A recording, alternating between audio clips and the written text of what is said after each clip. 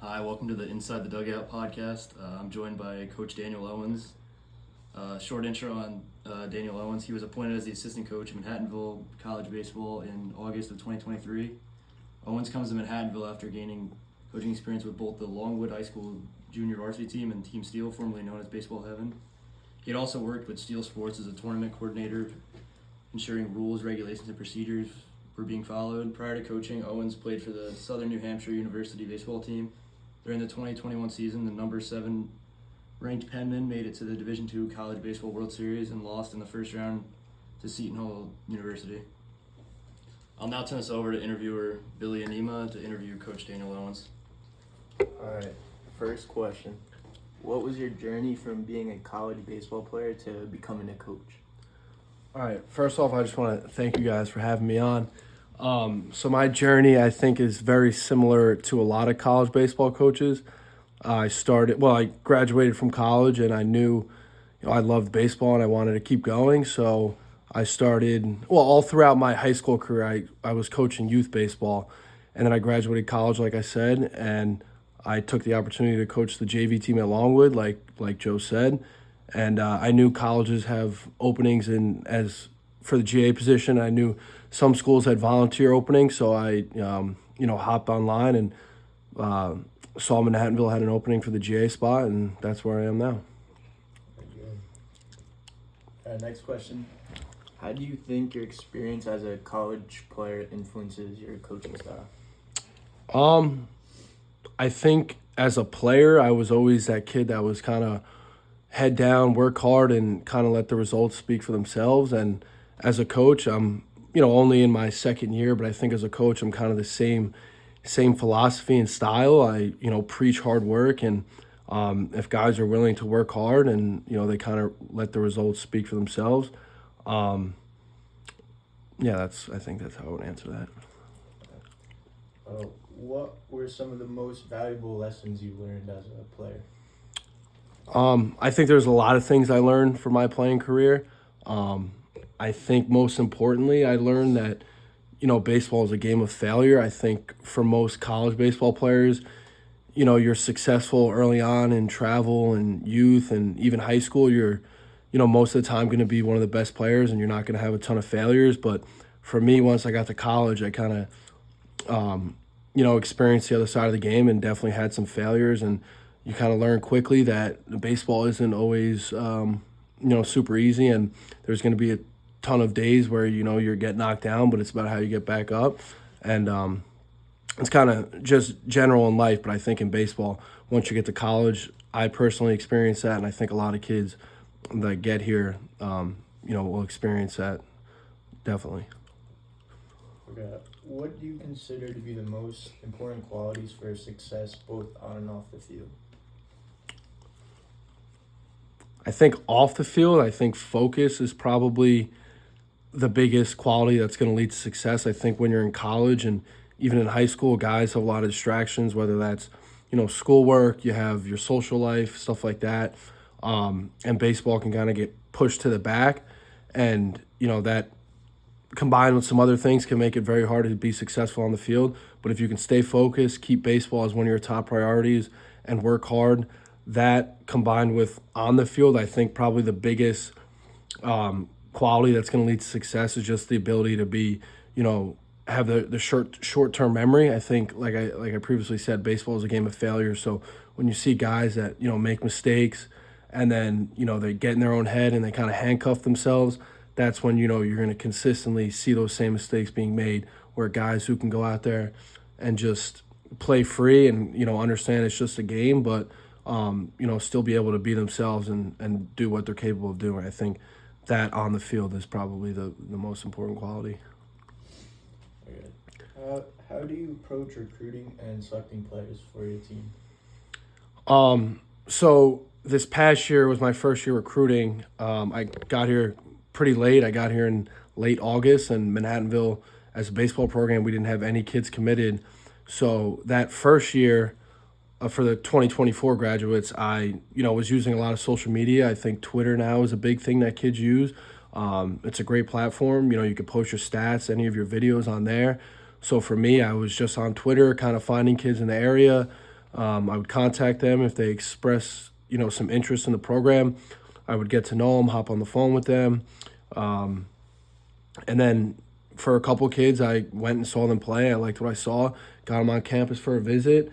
And then from there, it's kind of just up to them if, they're going to get enough money from the school. Obviously, as a Division III program, we don't offer scholarship money. So that's kind of the last step, them getting the academic money from the school, and then they commit. But then what was the other part of that question, the second part?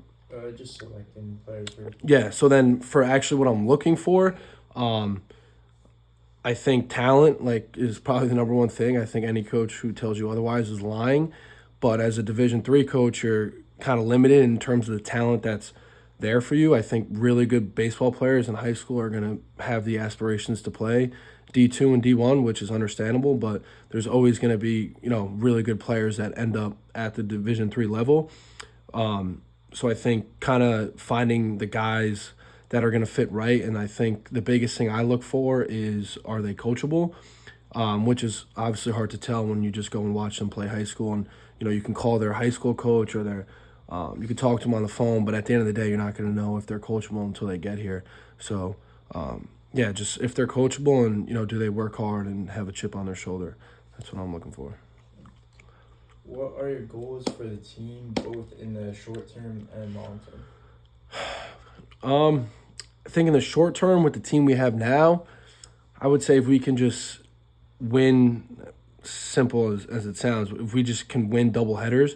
I think if you look at the last couple of weekends, we've either won the first game, then end up losing the second game, and then or vice versa. And it's kind of been a theme to our season. And I feel like each weekend we've maybe, half of the weekends we've been the more talented team, and we're just not figuring out a way to win the two games. So in the short term, like I said, if we can just string together, consecutive wins, I think that's big.